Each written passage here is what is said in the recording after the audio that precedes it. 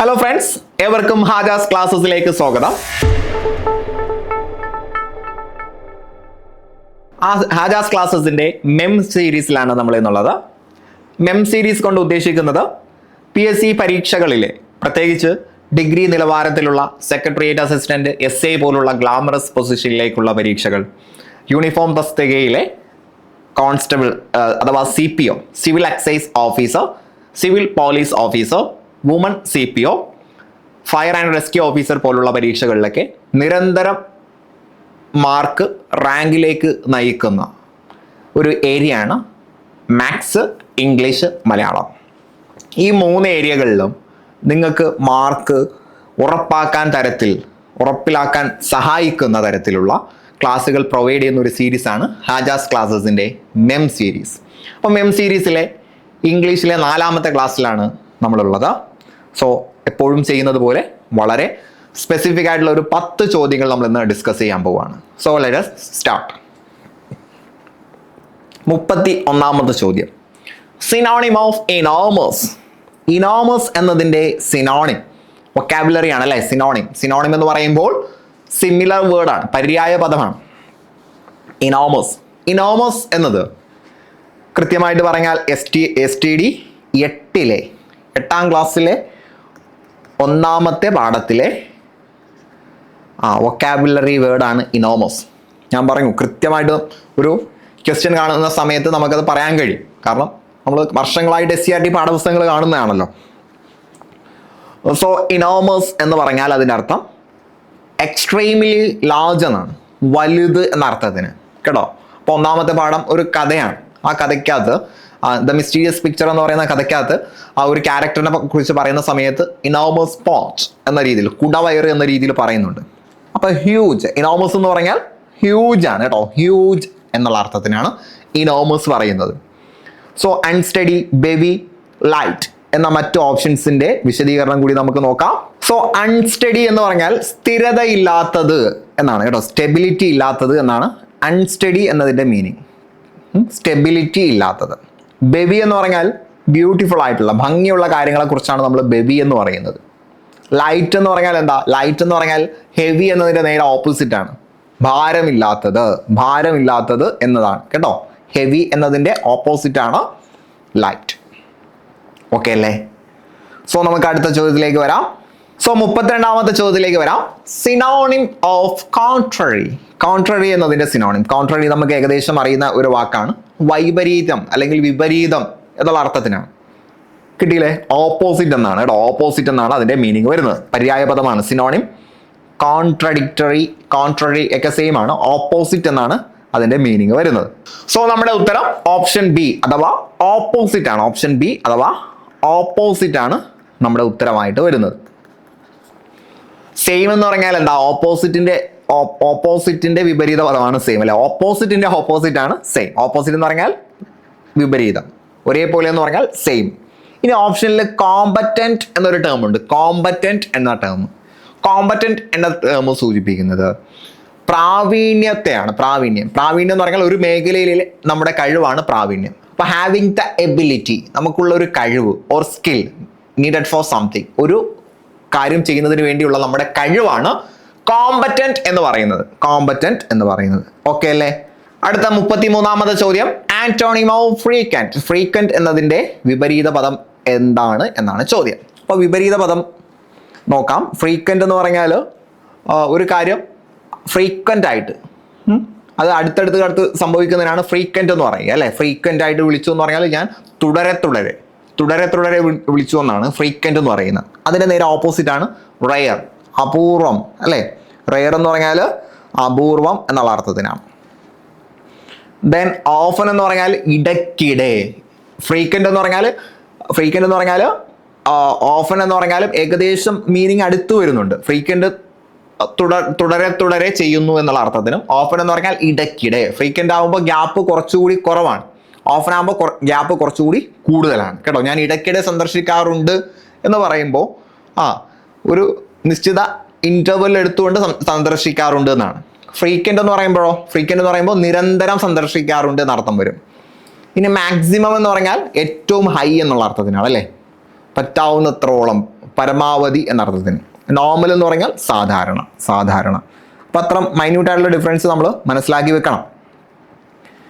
Then അടുത്ത ചോദ്യം, antonym of optimistic. ഒപ്റ്റിമിസ്റ്റിക്കിൻ്റെ ആന്റോണിം. ഒപ്റ്റിമിസ്റ്റിക് എന്ന് പറഞ്ഞാൽ ശുഭപ്രതീക്ഷ ഉള്ള ആളുകളാണ് കേട്ടോ. ഹോപ്പ്, നല്ല പ്രതീക്ഷയുള്ള ആളുകളെ കുറിച്ചാണ്, അല്ലെങ്കിൽ ആ ഒരു പ്രതീക്ഷയാണ് ഒപ്റ്റിമിസ്റ്റിക് എന്ന് പറയുന്നത്. അതിൻ്റെ നേരെ ഓപ്പോസിറ്റാണ് പെസിമിസ്റ്റിക്. കാണാൻ തന്നെ ഒരേപോലെ ഉണ്ട് അല്ലേ, ഒപ്റ്റിമിസ്റ്റിക്കും പെസിമിസ്റ്റിക്കും.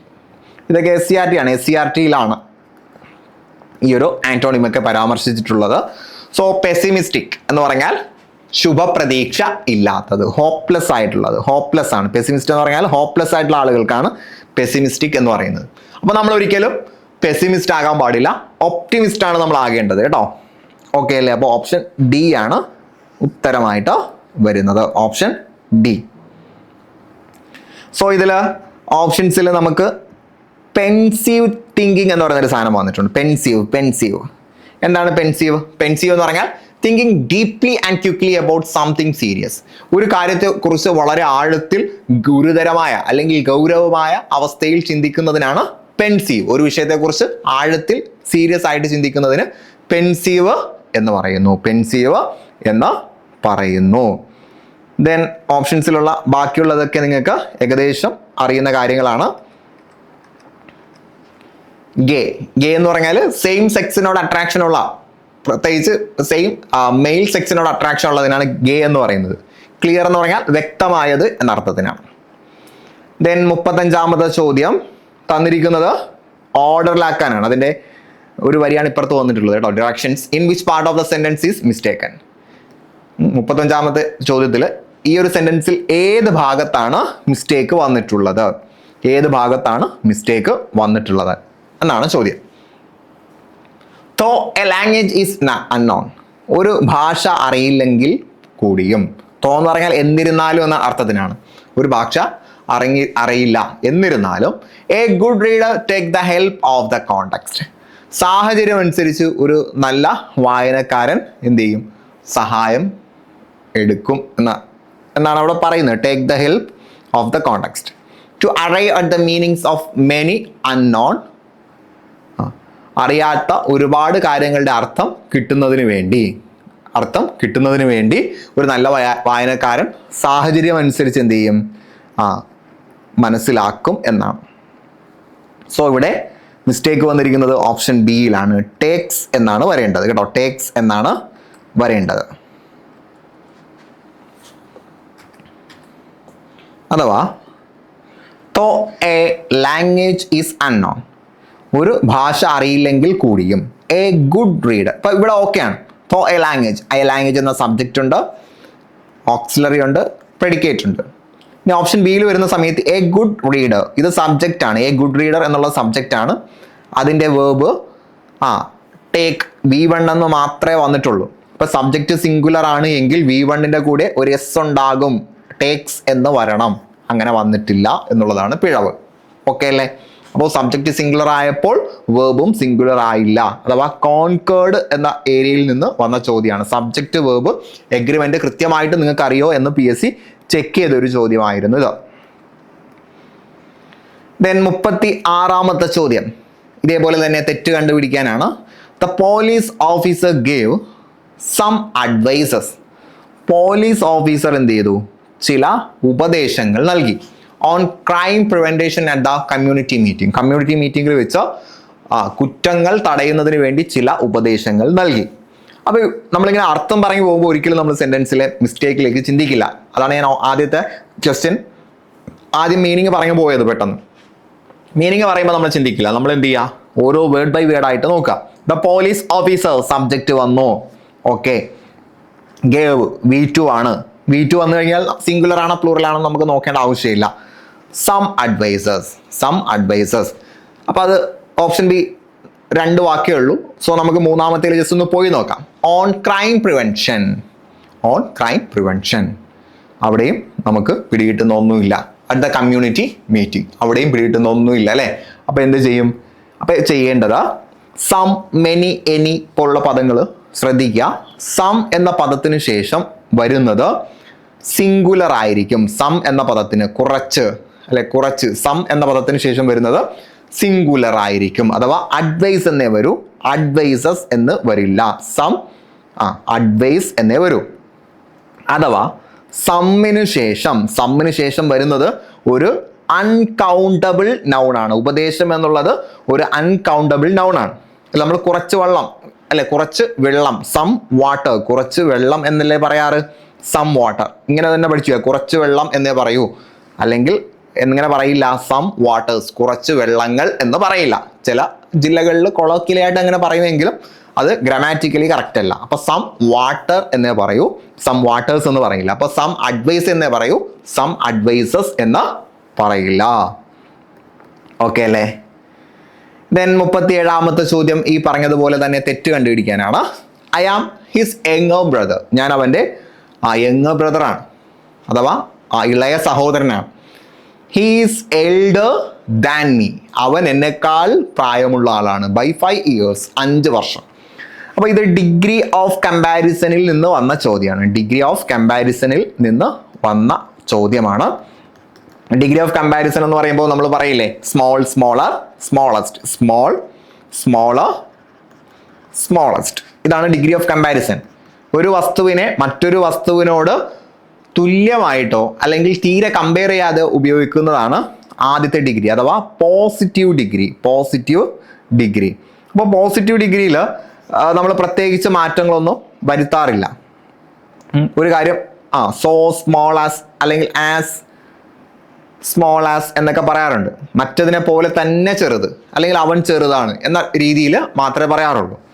ഇനി ഇത് കമ്പാരിറ്റീവ് ഡിഗ്രിയാണ്. സ്മോളർ എന്നുള്ളത് കമ്പാരിറ്റീവ് ഡിഗ്രിയാണ്. കമ്പാരിറ്റീവ് ഡിഗ്രി വരുന്ന സമയത്ത് ഒരു വസ്തുവിനെ മറ്റൊരു വസ്തുവായിട്ട് നമ്മൾ എന്ത് ചെയ്യുന്നു, കമ്പയർ ചെയ്യുന്നു, താരതമ്യം ചെയ്യുന്നു. അപ്പോൾ ഇവിടെ വന്നത് കമ്പാരിറ്റീവ് ഡിഗ്രിയാണ്. എൽഡർ അല്ലെ, എൽഡർ കമ്പാരിറ്റീവ് ഡിഗ്രിയാണ്. അപ്പോൾ എൽഡർ എന്നതിന് ശേഷം ഇവിടെ ദാൻ ആണ് കൊടുത്തിട്ടുള്ളത്. സാധാരണ കമ്പാരിറ്റീവ് ഡിഗ്രിക്ക് ശേഷം ദാൻ ആണ് കൊടുക്കാറ്. എന്നാൽ എൽഡർ, ജൂനിയർ, സീനിയർ, സുപ്പീരിയർ പോലുള്ള അല്ലെങ്കിൽ പ്രിഫർ പോലുള്ള പദങ്ങൾ, അഥവാ IORിലോ ERിലോ അവസാനിക്കുന്ന ചില പദങ്ങളുണ്ട്. ആ പദങ്ങൾക്ക് ശേഷം നമ്മൾ ദാൻ അല്ല ടു ആണ് യൂസ് ചെയ്യുക. അപ്പോൾ കമ്പാരിറ്റീവ് ഡിഗ്രിയിൽ അധികവും ദാൻ ആണ് യൂസ് ചെയ്യുക. എന്നാൽ സുപ്പീരിയർ, ഇൻഫീരിയർ, എൽഡർ അതേപോലെ പ്രിഫർ തുടങ്ങിയ പദങ്ങൾക്ക് ശേഷം നമ്മൾ ദാൻ യൂസ് ചെയ്യില്ല, ടു ആണ് യൂസ് ചെയ്യുക. അപ്പോൾ ഹീസ് എൽഡർ ടു മീ എന്നാണ് പറയേണ്ടത്, ദാൻ മീ എന്നല്ല പറയേണ്ടത്. അപ്പോൾ ഓപ്ഷൻ സിയിലാണ് മിസ്റ്റേക്ക് വന്നിട്ടുള്ളത്. അവിടെ ടു ആണ് വരേണ്ടിയിരുന്നത്. Then the correct spelled word, correct ആയിട്ടുള്ള സ്പെല്ലിംഗ് ഏതാണെന്നാണ് ചോദ്യം. വളരെ സിമ്പിൾ ആയിട്ടുള്ള ചോദ്യമാണ്. ബ്യൂട്ടിഫുൾ എന്ന് പറയുമ്പോൾ BEAUTIFUL കറക്റ്റ് ആണ് കേട്ടോ. ബ്യൂട്ടിഫുൾ എന്ന് എഴുതുമ്പോൾ നമ്മൾ FULL ആണ്, പക്ഷെ ബ്യൂട്ടിഫുൾ എന്ന് എഴുതുമ്പോൾ FUL ഉള്ളൂ കേട്ടോ. ഒരു ഓപ്ഷനിൽ ബ്യൂട്ടിഫുൾ 2 L കൊടുത്തിരുന്നെങ്കിൽ പല ആളുകളും ഉത്തരം തെറ്റിച്ചേനെ. വളരെ സിമ്പിൾ ആയിട്ടുള്ള ഒരു ചോദ്യമായിരുന്നു. ഓപ്ഷൻസ് വളരെ സിമ്പിൾ ആയതുകൊണ്ടാണ് അത് സിമ്പിൾ ആയത്. ദെൻ അടുത്ത ചോദ്യം, you will do it dash question mark. അപ്പോൾ ഒരു സെന്റൻസ് തരികയും സെന്റൻസിന്റെ അവസാനം ഇവിടെ ഒരു കോമയും പിന്നീട് ഒരു ഡാഷും അവസാനം ക്വസ്റ്റ്യൻ മാർക്കും കണ്ടാൽ ഇത് ക്വസ്റ്റ്യൻ ടാഗിൽ നിന്നുള്ള ചോദ്യമാണ് എന്ന് മനസ്സിലാക്കുക കേട്ടോ. ക്വസ്റ്റ്യൻ ടാഗ് എന്ന് പറയുമ്പോൾ ഒരു സ്റ്റേറ്റ്മെന്റ് പറയുന്നു, ആ സ്റ്റേറ്റ്മെന്റിന് ശേഷം അത് ഉറപ്പിക്കുന്നതിന് വേണ്ടി ഇവിടെ കണ്ടില്ല, യു വിൽ ഡു ഇറ്റ്, നീ അത് ചെയ്യും, നീ അത് ചെയ്യില്ലേ. അപ്പോൾ ആ ഒരു സെന്റൻസ് ഒന്നുകൂടി ഉറപ്പിക്കുന്നതിന് വേണ്ടിയുള്ള ചോദ്യമാണ് ക്വസ്റ്റ്യൻ ടാഗ് എന്ന് പറയുന്നത്. ഒരു സ്റ്റേറ്റ്മെന്റ് പറയുകയും ആ പറഞ്ഞ സ്റ്റേറ്റ്മെന്റ് ഒന്ന് ഉറപ്പിക്കുന്നതിന് വേണ്ടിയാണ് ക്വസ്റ്റ്യൻ ടാഗ്. അപ്പൊ നീ അങ്ങനെ ചെയ്യും, നീ അങ്ങനെ ചെയ്യില്ലേ, അപ്പൊ നീ അങ്ങനെ ചെയ്യുമെന്ന സ്റ്റേറ്റ്മെന്റ് ഒന്ന് ഉറപ്പിക്കാനാണ് ക്വസ്റ്റ്യൻ ടാഗ് യൂസ് ചെയ്യുന്നത്. അപ്പൊ ക്വസ്റ്റ്യൻ ടാഗ് വളരെ എളുപ്പമുള്ളൊരു ഏരിയയാണ്. ഇത് വളരെ എളുപ്പമുള്ളൊരു ചോദ്യമാണ് ചോദിച്ചിട്ടുള്ളത്. ക്വസ്റ്റ്യൻ ടാഗ് എപ്പോഴും ഒരു ഓക്സിലറി വേർബിന്റെയും പ്രോനൗണിന്റെയും കോമ്പിനേഷൻ ആയിരിക്കും. പഠിച്ചു വെക്കുക, ക്വസ്റ്റ്യൻ ടാഗിൽ ഒരു ഓക്സിലറി വേർബും ഒരു പ്രോനൗണും, അഥവാ ആദ്യം ഓക്സിലറി വേർബ് ഉണ്ടാകും, പിന്നീട് പ്രോനൗൺ ആയിരിക്കും ഉണ്ടാവുക. അപ്പോൾ ഓപ്ഷൻസിലെല്ലാം അങ്ങനെ വന്നിട്ടുണ്ട്, അതുകൊണ്ട് അതിൽ നമുക്ക് കിട്ടില്ല. ദെൻ ഇവിടുത്തെ ഓക്സിലറി വേർബ് തിരഞ്ഞെടുക്കേണ്ടത് തന്നിരിക്കുന്ന സ്റ്റേറ്റ്മെന്റിലെ സെയിം ഓക്സിലറി വേർബ് തന്നെയാണ് സെലക്ട് ചെയ്യേണ്ടത്. പക്ഷെ ഒരു വ്യത്യാസമുണ്ട്. നമുക്ക് തന്നിരിക്കുന്ന സെന്റൻസ് പോസിറ്റീവ് ആണെങ്കിൽ ക്വസ്റ്റ്യൻ ടാഗ് നെഗറ്റീവ് ആയിരിക്കും. നമുക്ക് തന്നിരിക്കുന്ന സെന്റൻസ് നെഗറ്റീവ് ആണെങ്കിൽ ക്വസ്റ്റ്യൻ ടാഗ് പോസിറ്റീവ് ആയിരിക്കും. അപ്പോൾ ഇവിടെ തന്നിരിക്കുന്നത് പോസിറ്റീവ് അല്ലേ, വില്ല് പോസിറ്റീവ് അല്ലേ, അപ്പോൾ അതിനെ നെഗറ്റീവ് ആയിട്ടാണ് നമുക്ക് യൂസ് ചെയ്യേണ്ടത്. വില്ലിന്റെ നെഗറ്റീവ് വോണ്ട് ആണ്. വിൽ നോട്ടിന്റെ ഷോർട്ട് ഫോം ആണ് വോണ്ട്. അത് തന്നെ പഠിക്കണം കേട്ടോ. വിൽ നോട്ട് എന്ന് മാത്രം പഠിച്ചു വെക്കരുത്. വിൽ നോട്ടിന്റെ മറ്റൊരു ഫോമാണ് വോണ്ട്. ഷാളിന്റെ മറ്റൊരു ഫോമാണ് ഷാണ്ട്. സോ വിൽ നോട്ട് അല്ലെങ്കിൽ വോണ്ട് ആക്കുന്നു. അത് മാത്രം നോക്കിയാൽ മതി. വോണ്ട് ഉത്തരത്തിലേക്ക് വന്നു കഴിഞ്ഞു. പിന്നീട് പ്രൊനൗൺ വേണം. ഇപ്പൊ തന്നിരിക്കുന്ന സെന്റൻസിൽ പ്രൊനൗൺ ഉണ്ട് എങ്കിൽ അത് അതേപോലെ യൂസ് ചെയ്യാം. പ്രൊനൗൺ ഇല്ല എങ്കിൽ പ്രോപ്പർ നൗൺ അഥവാ ഒരു വ്യക്തിയുടെ പേര്, ഒരു വസ്തുവിന്റെ പേരാണ് ഉള്ളത് എങ്കിൽ അതിനോട് തുല്യമായിട്ടുള്ള പ്രൊനൗൺ എന്ന് പറഞ്ഞാൽ he she it I you ദേവിയാണ്. അപ്പൊ അതിനോട് തുല്യമായിട്ടുള്ള പ്രൊനൗൺ യൂസ് ചെയ്യണം. സോ ഇവിടെ നമുക്ക് പ്രൊനൗൺ ഉണ്ട്, അതുകൊണ്ട് യു അതേപോലെ യൂസ് ചെയ്യാം. വോണ്ട് യു ആണ് ഉത്തരമായിട്ട് വരുന്നത്. സോ അടുത്ത last question. Scarcely dash started when the rain came pouring down. Scarcely എന്ന് പറഞ്ഞാൽ വളരെ വിരളമായി എന്ന അർത്ഥത്തിനാണ് അല്ലെ. Scarcely dash started when the rain came pouring down. അപ്പോൾ മഴ തുടങ്ങേണ്ട താമസം അല്ലെങ്കിൽ മഴ തുടങ്ങിയ സമയത്ത് തന്നെ അല്ലെ. Scarcely started when the rain came pouring down. Game തുടങ്ങിയില്ല അപ്പോഴേക്കും മഴ പെയ്തു. ഗെയിം തുടങ്ങിയില്ല അപ്പോഴേക്കും മഴ പെയ്തു, ഇതാണ് അർത്ഥം. അപ്പോൾ സ്കെയർസ്ലി ഹാർഡ്ലി എന്ന് പറയുമ്പോൾ ഒരു കാര്യം തുടങ്ങേണ്ട താമസം, ആസ് സൂൺ ആസ് നമ്മൾ പഠിച്ചില്ലേ, ആസ് സൂൺ ആസ് ഒരു കാര്യം ചെയ്യേണ്ട താമസം അപ്പോഴത്തേക്കും മറ്റത് സംഭവിച്ചു എന്ന അർത്ഥത്തിനാണ് സ്കെയർസ്ലിയും ഹാർഡ്ലിയൊക്കെ യൂസ് ചെയ്യുന്നത്. അപ്പോൾ സ്കെയർസ്ലിയും ഹാർഡ്ലിയൊക്കെ ഒരു സെന്റൻസിന്റെ തുടക്കത്തിൽ വന്നു കഴിഞ്ഞാൽ അതിനർത്ഥം ആ ഒരു കാര്യം ചെയ്യേണ്ട താമസം അപ്പോഴത്തേക്കും മറ്റൊരു കാര്യം സംഭവിച്ചു എന്ന സൂചനയ്ക്ക് വേണ്ടിയാണ്. സോ ഇവിടെ നിങ്ങൾ മനസ്സിലാക്കുക, സ്കെയർസ്ലി അല്ലെങ്കിൽ ഹാർഡ്ലി ഇത് സെമി നെഗറ്റീവ് വേർഡാണ്. അത് നമുക്കിവിടെ വിഷയമല്ല. അപ്പോൾ ഇത് പ്രയോഗമായിട്ട് വരുന്ന സമയത്ത് സെന്റൻസിന്റെ ഇടയിൽ ഒരു വെന്നുണ്ടാവും. സ്കെയർസ്ലി വന്നു കഴിഞ്ഞാൽ ആ സെന്റൻസിന്റെ ഇടയിൽ ഒരു വെന്നുണ്ടാവും. നിങ്ങൾ നോക്കിയോളൂ, സ്കെയർസ്ലി കഴിഞ്ഞിട്ട് ഒരു വെന്നുണ്ട്, കണ്ടോ, വെന്നുണ്ട്. ഇനി മനസ്സിലാക്കേണ്ട സംഗതി ശ്രദ്ധിച്ച് കേൾക്കുക, ഇതൊരു പ്രയോഗമാണ്. SCRT-യിലെ 10ാം ക്ലാസ് പാഠപുസ്തകത്തിൽ വളരെയധികം സ്ട്രെസ് ചെയ്ത് പഠിപ്പിക്കുന്ന ഒരു പ്രയോഗങ്ങളാണ് നോ സൂണർ ദാൻ എന്ന പ്രയോഗം. നോ സൂണർ ദാൻ എന്ന പ്രയോഗം, അതോടൊപ്പം hardly scarcely. No sooner than ആണ് കൂടുതൽ സ്ട്രെസ് ചെയ്യുന്നത്. അതിനോടൊപ്പം ഹാർഡ്ലി സ്കെയർസ്ലിയൊക്കെ പറഞ്ഞു പോകുന്നുണ്ട്, ഹയർ സെക്കൻഡറിയിലും പറയുന്നുണ്ട്. സോ ഉറപ്പാണ്, പരീക്ഷകൾക്ക് വരും എന്ന് ഉറപ്പുള്ളൊരു പ്രയോഗമാണ്. അപ്പോൾ പഠിച്ചു വെക്കുക, ഹാർഡ്ലി എന്നത് സെന്റൻസിന്റെ തുടക്കത്തിൽ കണ്ടാൽ നടുക്ക് എവിടെയെങ്കിലും ഒരു വെൻ ഉണ്ടാകും. അത് ഒന്നാമത്തെ കാര്യം, ശ്രദ്ധിക്കേണ്ട ഒന്നാമത്തെ കാര്യം. ചിലപ്പോൾ അവിടെയാണ് നിങ്ങളുടെ മാർക്ക്. അഥവാ തുടക്കത്തിൽ ഒരു സ്കെയർസ്ലി ഉണ്ടാവും, വെന്നിന്റെ അവിടെ ഡാഷ് വരും. അങ്ങനെയും പരീക്ഷയ്ക്ക് ചോദിച്ചിട്ടുണ്ട്. അപ്പോൾ സ്കെയർസ്ലി കണ്ടാൽ നടുക്കൊരു വെൻ ഉണ്ടാകും. ദെൻ സ്കെയർസ്ലി എന്നതിന് ശേഷം ഒരു സെന്റൻസ് ഉണ്ടാവും, വെന്നിന് ശേഷവും ഒരു സെന്റൻസ് ഉണ്ടാകും. ശ്രദ്ധിക്കുക, സ്കെയർസ്ലി ഒരു സെന്റൻസിന്റെ തുടക്കത്തിൽ വന്നു, ഹാർഡ്ലി തുടക്കത്തിൽ വന്നു എങ്കിൽ മിഡിൽ ഒരു വെൻ ഉണ്ടാകും. സ്കെയർസ്ലിക്ക് ശേഷം ഇവിടെ സെന്റൻസ് വൺ, വെന്നിന് ശേഷം സെന്റൻസ് 2, S2 എന്ന് കൊടുക്കുന്നു. അപ്പൊ സ്കെയർസ്ലിക്ക് ശേഷമുള്ള സെന്റൻസിൽ അഥവാ സെന്റൻസ് വണ്ണില് V2 വരാനുള്ള സാധ്യതയും ഉണ്ട്. അതോടൊപ്പം തന്നെ had plus V3 വരാനുള്ള സാധ്യതയുമുണ്ട്. രണ്ടാമത്തെ സെന്റൻസിൽ V2 ആണ് വരാറ്. ശ്രദ്ധിച്ചു കേൾക്കണേ, സ്കെയർസ്ലി വന്നു കഴിഞ്ഞാൽ തൊട്ടടുത്തുള്ള സെന്റൻസിൽ ഒന്നെങ്കിൽ V2 ആയിരിക്കും അല്ലെങ്കിൽ ഹാഡ് പ്ലസ് V3 ആയിരിക്കും. ഒന്നെങ്കിൽ V2 ആയിരിക്കും അല്ലെങ്കിൽ ഹാഡ് പ്ലസ് V3 ആയിരിക്കും. വെന്നിന് ശേഷമുള്ളതിൽ V2 ആയിരിക്കും. ഇവിടെ നിങ്ങൾ നോക്കൂ, വെന്നിന് ശേഷം കെയിം അഥവാ V2 ആണ്. അപ്പോൾ ഇവിടെ നമുക്ക് ഒന്നെങ്കിൽ ഹാഡ് പ്ലസ് V3 അല്ലെങ്കിൽ V2. സോ ഇവിടെ ഒരു V3 കടപ്പുണ്ട്, സ്റ്റാർട്ടഡ് എന്ന ഒരു V3 കടപ്പുണ്ട് അല്ലേ. സ്റ്റാർട്ടഡ്. സോ നമുക്ക് ഹാഡ് വേണം. Had the game started. Scarcely had the game started. Okay അല്ലേ? Scarcely had the game started എന്നുള്ളതാണ് കറക്റ്റ് ആയിട്ടുള്ള ഉത്തരം. അതൊരു യൂസേജ് ആണ്. ജസ്റ്റ് ഞാനതൊന്ന് മെൻഷൻ ചെയ്യാം.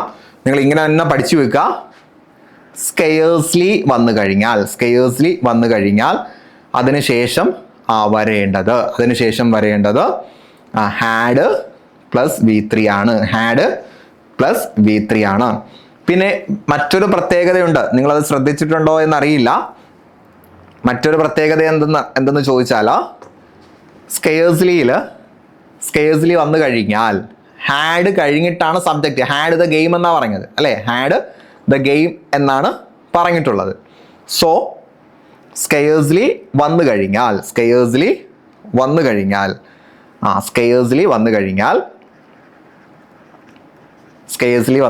ഹാഡ് കൊടുക്കുക, ഹാഡിന് ശേഷം സബ്ജക്റ്റ് എഴുതുക, എന്നിട്ടാണ് V3 കേട്ടോ. ഹാഡ് പ്ലസ് V3 എന്ന് പറയുമെങ്കിലും ഹാഡ് സബ്ജക്റ്റ് V3.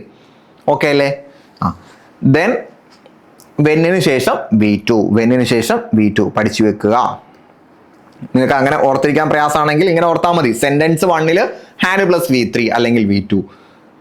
സെന്റൻസ് 2 അഥവാ വെന്നിന് ശേഷമുള്ള സെന്റൻസിൽ V2 ആയിരിക്കും. ഓക്കെ അല്ലേ? കൺഫ്യൂഷൻ ആകരുത്. സോ ഡിയർ ഫ്രണ്ട്സ്, നമ്മൾ ഇന്ന് 10 ചോദ്യങ്ങൾ ഡിസ്കസ് ചെയ്തിട്ടുണ്ട്. അവസാനത്തത് ജസ്റ്റ് ഒന്ന് ശ്രദ്ധിച്ച് കേൾക്കുക. നമ്മൾ PYQ ഡിസ്കഷൻ ആണ്, അപ്പോൾ കുറച്ചധികം റൂൾസ് ഇങ്ങനെ പറഞ്ഞു പോവുകയാണ് കേട്ടോ. നിങ്ങൾക്ക് കൺഫ്യൂഷൻ ഉണ്ടെങ്കിൽ ജസ്റ്റ് ഒന്ന് അവിടെ ഒന്ന് പൗസ് ചെയ്ത് ശ്രദ്ധിച്ച് കേട്ട് മനസ്സിലാക്കുക. അത് സെപ്പറേറ്റ് ആയിട്ടുള്ള ക്ലാസ്സുകൾ നമുക്ക് ഫ്യൂച്ചറിൽ കിട്ടുന്നതാണ്. ആപ്പിൽ നമ്മുടെ ക്ലാസ് എന്തായാലും ഉണ്ടാവും. സോ ഡിയർ ഫ്രണ്ട്സ്, ഇന്നത്തെ ക്ലാസ് ഇവിടെ അവസാനിപ്പിക്കുകയാണ്. പുതിയൊരു ക്ലാസ്സുമായിട്ട് നമുക്ക് വീണ്ടും കണ്ടുമുട്ടാം. സോ എപ്പോഴും പറയാറുള്ളത് പോലെ ആജാസ് ക്ലാസ്സസ് ഫോളോ ചെയ്യുക, ലൈക്ക് ചെയ്യുക, സബ്സ്ക്രൈബ് ചെയ്യുക, നിങ്ങളുടെ ഫ്രണ്ട് സർക്കിളിൽ പഠിക്കുന്ന ആളുകളിലേക്ക് ഷെയർ ചെയ്യുകയും ചെയ്യുക. സോ നിങ്ങൾ ആഗ്രഹിക്കുന്ന സ്വപ്ന ജോലിയിലേക്ക് എത്രയും പെട്ടെന്ന് എത്തിപ്പെടാൻ കഴിയട്ടെ എന്ന് ആശംസിച്ചുകൊണ്ട് ഞാൻ നിർത്തുകയാണ്. ഏവർക്കും വിജയാശംസകൾ. നന്ദി.